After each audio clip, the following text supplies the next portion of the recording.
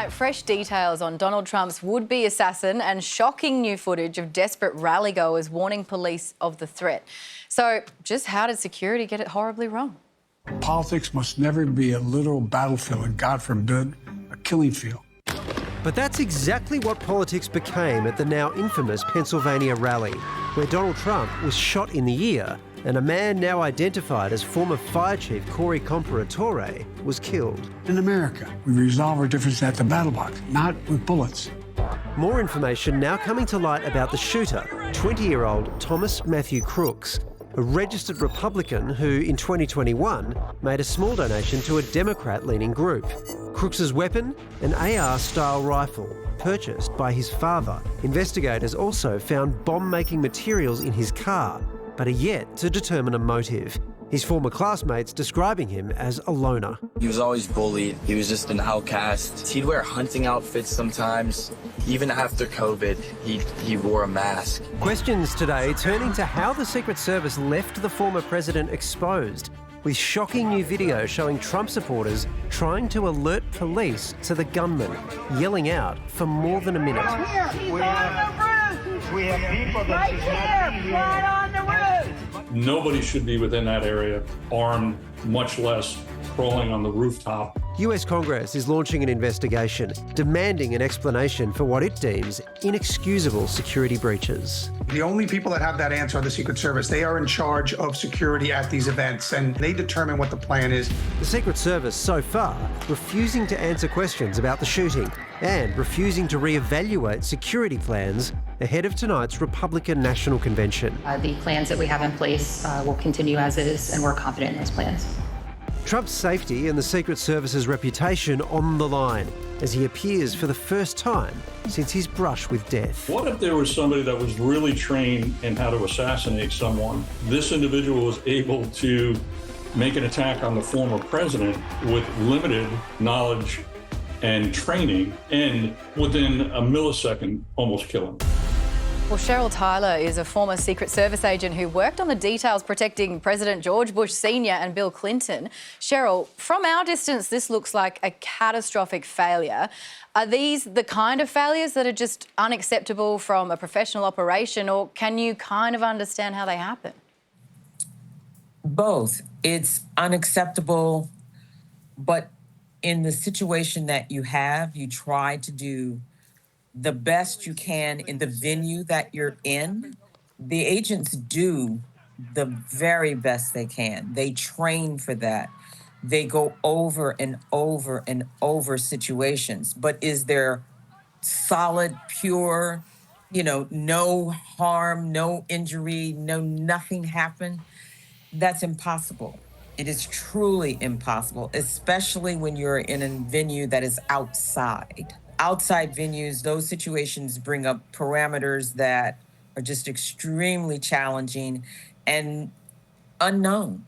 Cheryl, when you were protecting Bush Sr. and Clinton, did you ever walk into a venue and think to yourself, we should not be here, this is not good?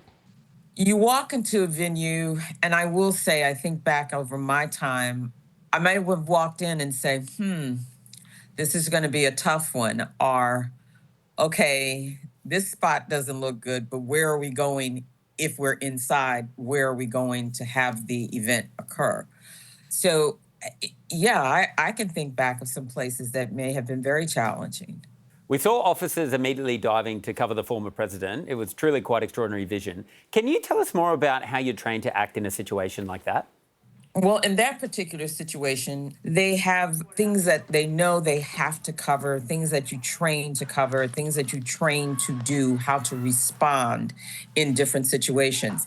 In this one, because it was outside, because there was only that little skinny podium, your job then is to hover and cover over that protectee, get them to the ground, and you are now the human shield.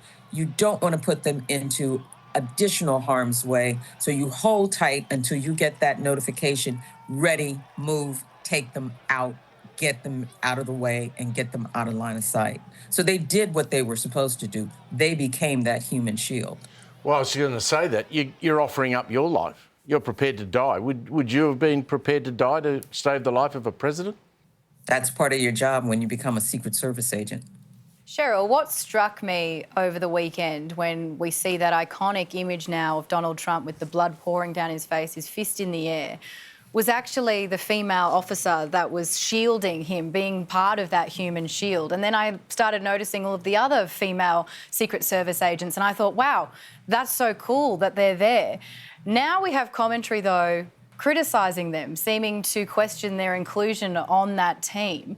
Do you have a message for those kind of critics? Women are no different than the men in the United States Secret Service. You learn to fight, you learn to do whatever else, you learn to shoot, you shoot all kind of weapons, you learn defensive measures just like the men do. There's nothing different. For those who don't see it that way, that's their choice. Well, Cheryl, it's going to be an interesting last few months. We really appreciate your time. Thank you. Oh, the vision of him on the roof with people warning is just Extraordinary. I cannot stop thinking about what would have happened if the bullet hit And killed him. Yeah, that to me that's all. I know there's all this other stuff there, but that's the thing that just keep going back to. obsesses me, preoccupies me. Do you have any thoughts? Well, having seen, JFK shot, Robert Kennedy shot Martin Luther King, those two happened in 1968 in the middle of a presidential campaign. The country was on fire in America. Every university exploded. And I think what would have happened there, what you saw at the Capitol with the after the election would be minor compared to what would happen. I think America would have been basically in civil war, Trump supporters versus Democrats. And I reckon it would have been every city. Everywhere. Or at least a lot of them. There's already unrest there over the, the whole Middle East thing and, Are you buying into the fact, though, that, or maybe the discussion, that potentially they may both, Biden and Trump, may try to use this as a unification moment? I think Donald Trump is. There's a report that he's rewritten his speech and he's going to talk about unity. I'm not quite sure how Joe Biden's going to handle it. See what the speech is, I think. Yeah. Yeah. But to me, the telling thing is already there's just these wild conspiracy theories out there from either side of it. Immediately came out. So it just happens like that, and that tells you the underlying conditions here. That's the Civil War argument, right? I don't think they would have even gotten to election day. No, I don't think so either.